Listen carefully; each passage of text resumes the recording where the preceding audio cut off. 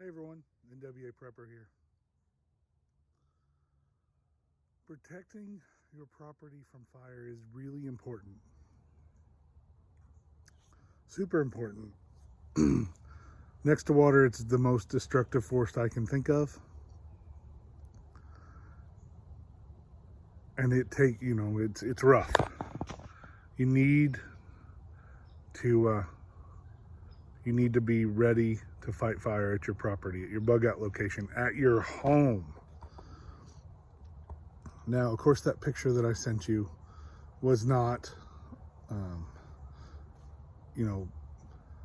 there's not a whole lot you can do. Particularly most of us in preparedness, we want to live, a ways out. We want to live by ourselves. We want to live away from, town. And in doing that, we are also living further away from fire protection. Fire doubles in size every minute and a half. So, a small pot fire on your stove so be ready, that you're going to spend a couple minutes figuring it out and trying to take care of it yourself. We all do. Then you're going to call for help.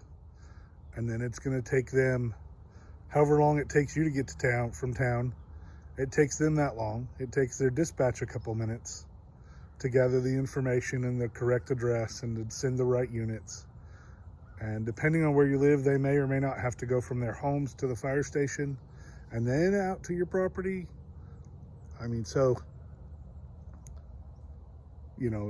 need to be more prepared as homesteaders and preppers to slow it down or to even mitigate it as much as we can.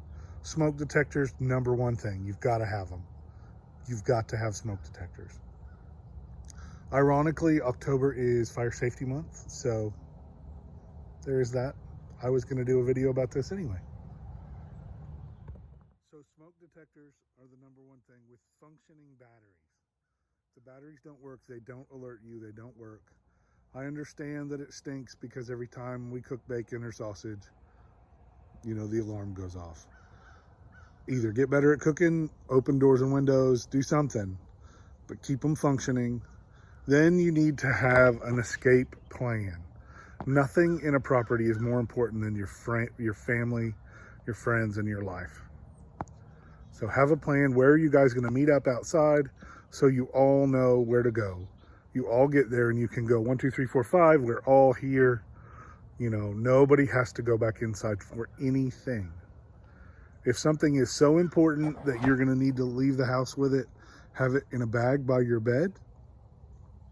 So no matter what happens, you roll out of bed, you grab your bag, you go out the window, you go out the back door, you have that bag available.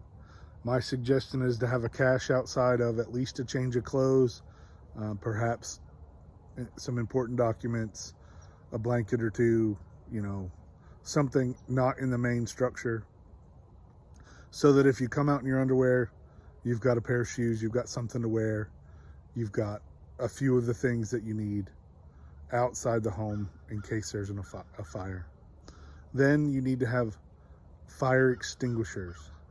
The little kitchen ones are great in the kitchen, but you need a couple of larger ones in the home.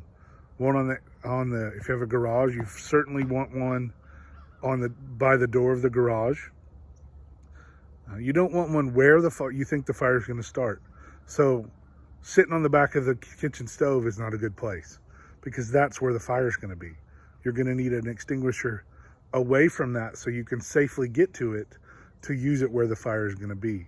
So on the workshop table in the garage isn't the best place because that's where the fire may start. So you want it near the exit to that. So you get to the extinguisher, you can walk back towards the fire, try to put it out. If it doesn't work, then you have a safe escape. Smoke detectors and fire extinguishers save lives and they save property. Fire extinguishers either extinguish a fire or can slow it down, allowing your fire protection services in the big red trucks to get there a little quicker. Or when they get there, there's however much you put out or slow down, there's that much less that they have to try to attack. It's scary. I've had a couple of house fires. Total losses. You lose everything. It sucks. You should incorporate that into your preparedness plan. And that's why we don't keep all our eggs in one basket. That's why you have a bug out location. You have some stuff at home. You have some stuff there. You take some stuff to your friend's house.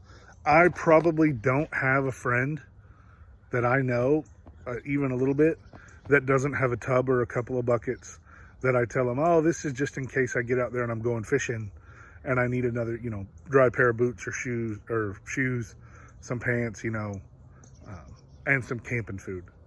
You never know. If I get the urge, I want to drive by your house and be able to just grab that little tote and then head off and hammock camp for the weekend. You don't have to tell them, that it's your doomsday plan and they're a stop on the way to a bigger place, safer place. It doesn't have to be that. You can just let them know, hey, do you mind? There's nothing wrong in here. This is what it is. It's clothes, some food, and some gadgets and gadgets that I like to have that I'm going to keep out here in case I come this way. All of those things are important. Smoke detectors, have a plan, fire extinguishers, and